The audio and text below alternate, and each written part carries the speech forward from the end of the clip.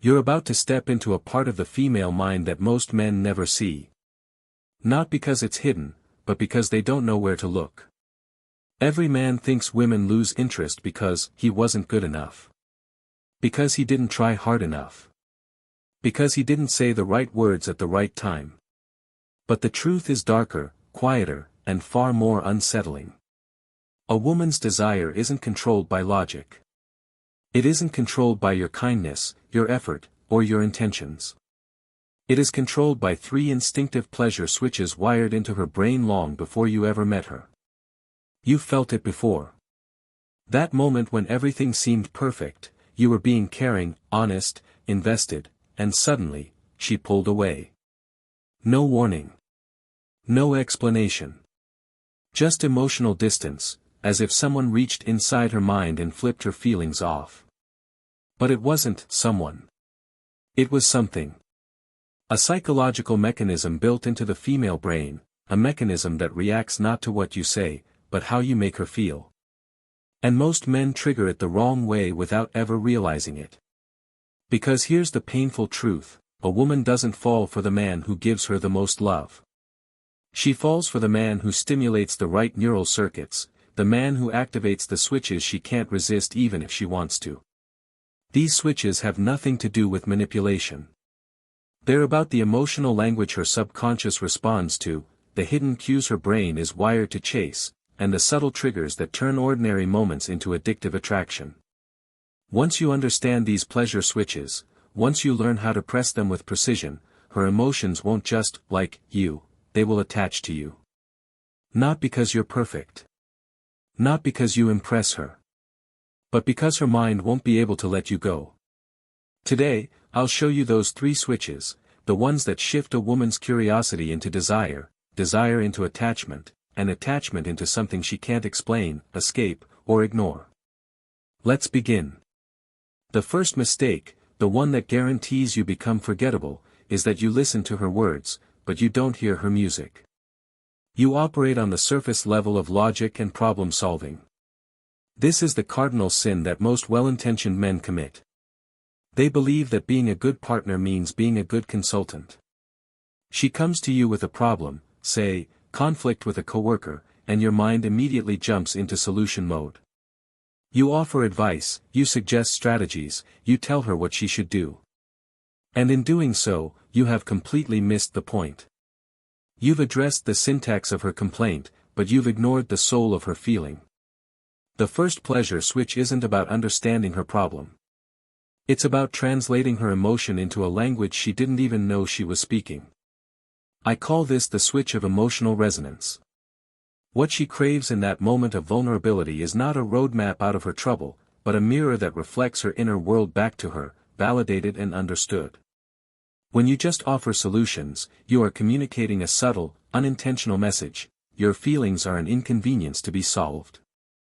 When you learn to translate, you communicate the most powerful message a man can send a woman: your inner world is fascinating to me, and I am here with you in it. So, how do you do this? It requires a shift from intellectual listening to emotional listening. Imagine she comes home and says, with a sigh of exhaustion, "I'm so tired. My boss is just relentless with the deadlines." The average man hears this and responds with, "Well, have you tried talking to him about your workload?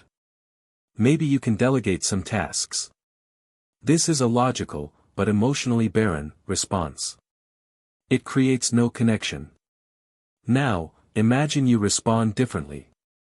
First, you validate the surface feeling. A simple, "that sounds absolutely draining," is enough. You're not disagreeing, you're just acknowledging. But then, you pause. You don't jump to the next logical step. You listen to the silence for a moment, and then you offer a translation.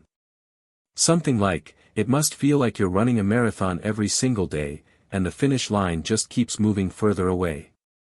Do you see the difference? The first response was about the boss. The second response was about her.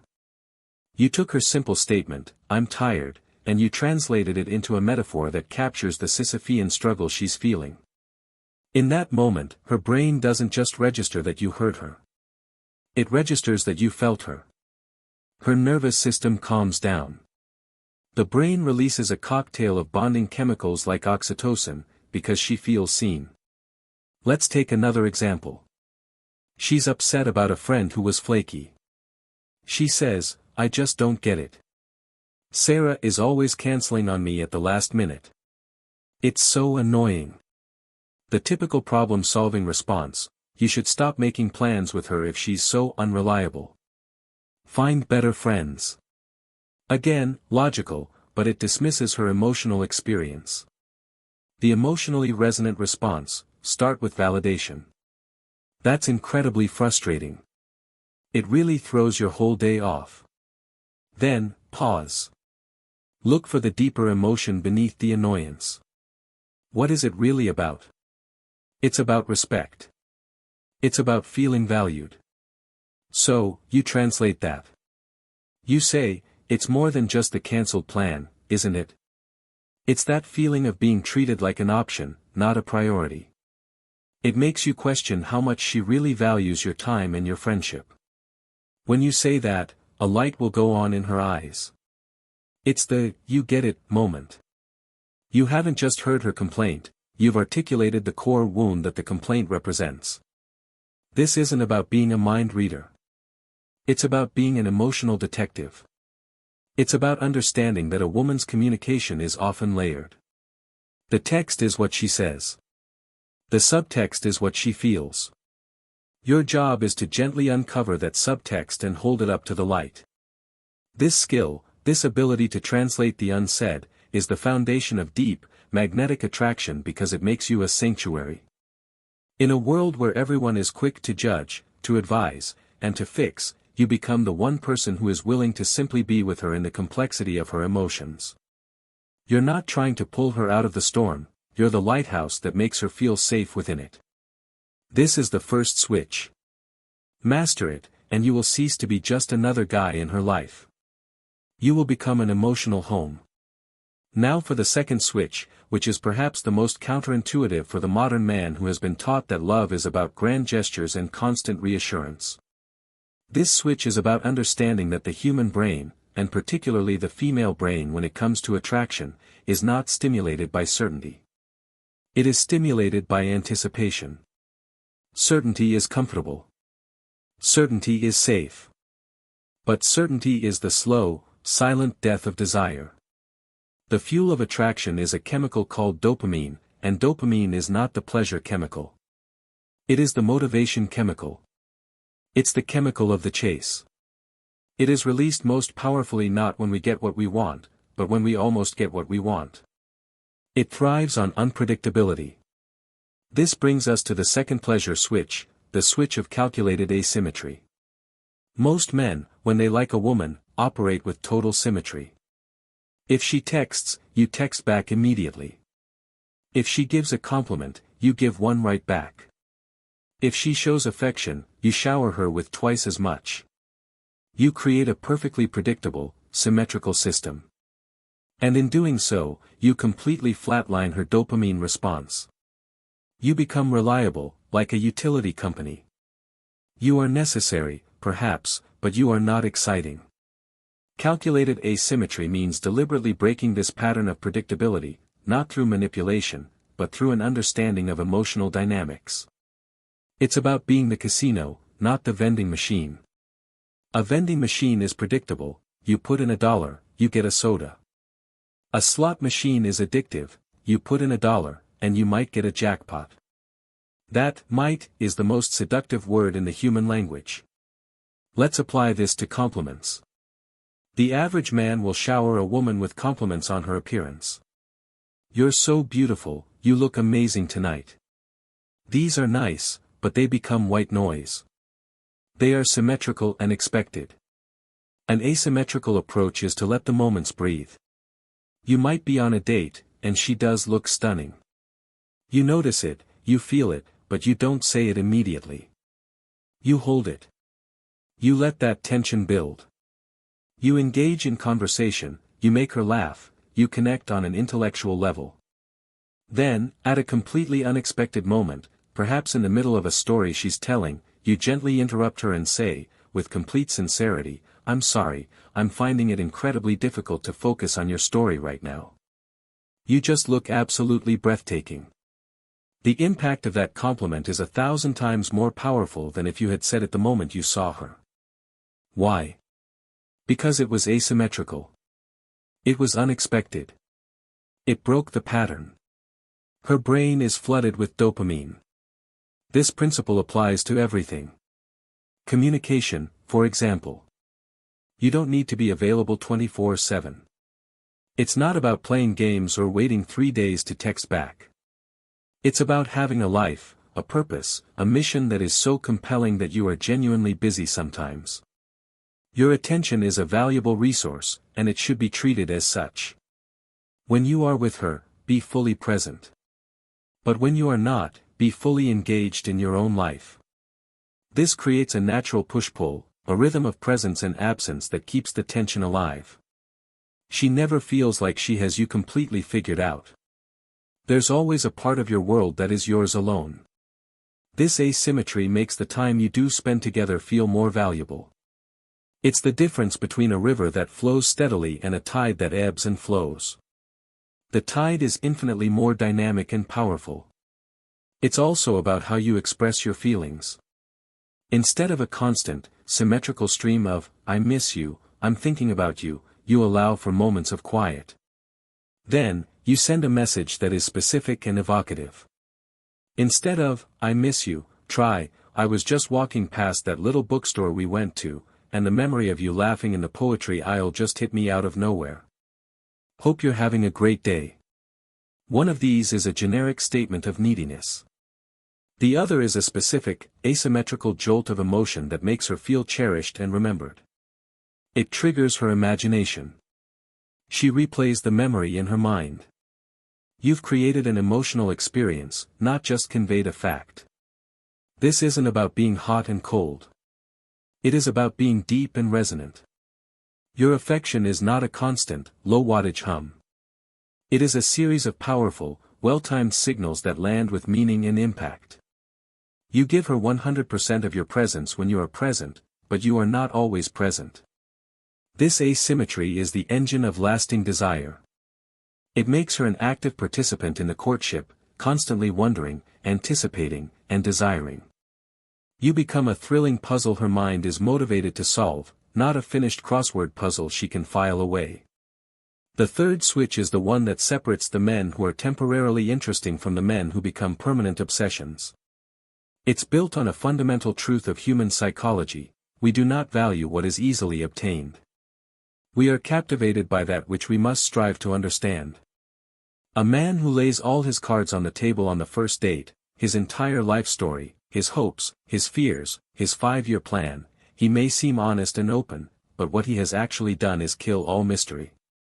He has presented himself as a finished book. She can read the cover, the blurb, the table of contents, and know exactly what she's getting. There's no reason to keep turning the pages. This leads to the third and most powerful pleasure switch, the switch of the unfolding narrative. You must not present yourself as a static portrait, but as a compelling, ongoing story. A story that she feels privileged to be a part of. This isn't about lying or being deceptive. It's about pacing your revelations. It's about understanding that your depth is revealed in layers, not dumped in a single load. Think about the most captivating movies or TV series. They don't give you the main character's entire backstory in the first 5 minutes. They give you a glimpse of who they are now, and then they slowly, deliberately, unveil the experiences that shaped them. Each revelation adds a new layer of complexity and makes you more invested in their journey. You must do the same. When she asks you about your past, for instance, don't deliver an autobiography.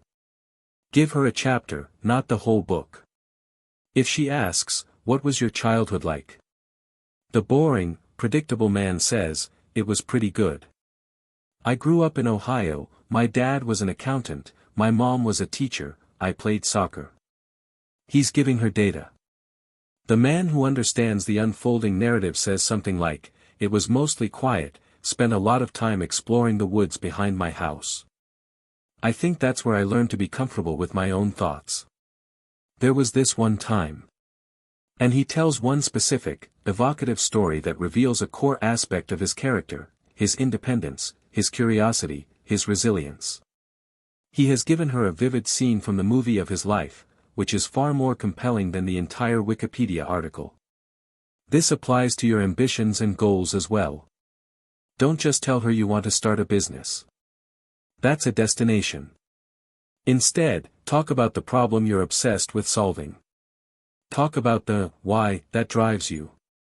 Frame it as a mission, a quest. I've always been fascinated by the way people communicate, and I feel like we're losing the ability to have deep, meaningful conversations. I'm working on something that I hope can change that. This is intriguing. It's an unfolding narrative. She's not just hearing your career plan, she's being invited to witness your purpose in action. She will want to know what happens next. The key is to always leave a thread hanging. Maintain a sense of forward momentum in your own life.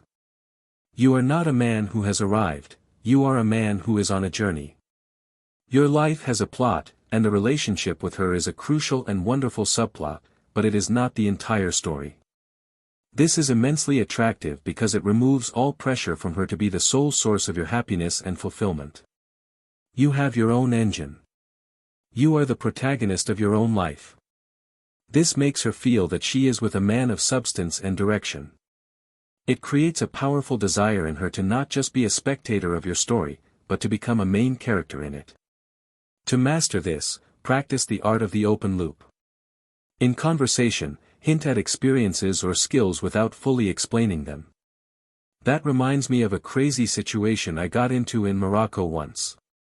But then you let the conversation move on. You've planted a seed of curiosity in her mind. Later, she will ask about it. You are teaching her that there are always more layers to you to discover. You are not a shallow pond that can be seen to the bottom at a single glance.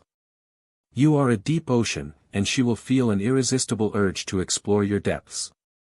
These three switches, emotional resonance, calculated asymmetry, and the unfolding narrative, are not a set of tactics.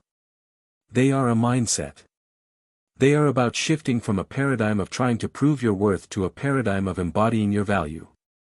You stop being the salesman, desperately trying to close the deal, and you become the architect, building a world so compelling that she wants nothing more than to live in it with you. You translate her unspoken feelings, making her feel seen to her very core. You use asymmetry to keep the spark of dopamine and desire alive, making your connection feel thrilling and alive. And you present yourself as an unfolding narrative, making her feel that she is with a man of depth, purpose, and endless fascination. When you integrate these principles, something magical happens. The anxiety of dating disappears. The fear of saying the right thing vanishes. You no longer operate from a place of seeking her approval, but from a place of authentic, masculine-centeredness. You lead the emotional dance. Her attraction to you will no longer feel like a choice she is making, but a gravitational pull she cannot resist. Because you are not just appealing to her logical mind, the one that makes pro and con lists. You are speaking directly to the ancient, primal part of her brain, the part that controls feeling, desire, and destiny. If you are tired of being the nice guy who finishes last, if you are ready to stop being a source of comfort and start being a source of intoxicating attraction, then your journey starts now. This is the path. If what you've heard today resonates with a part of you that knows there is a deeper truth to attraction, then this is your invitation to go further. Subscribe to this channel, and press the notification bell. What we've covered today is only the beginning of a much larger map. Your transformation is waiting.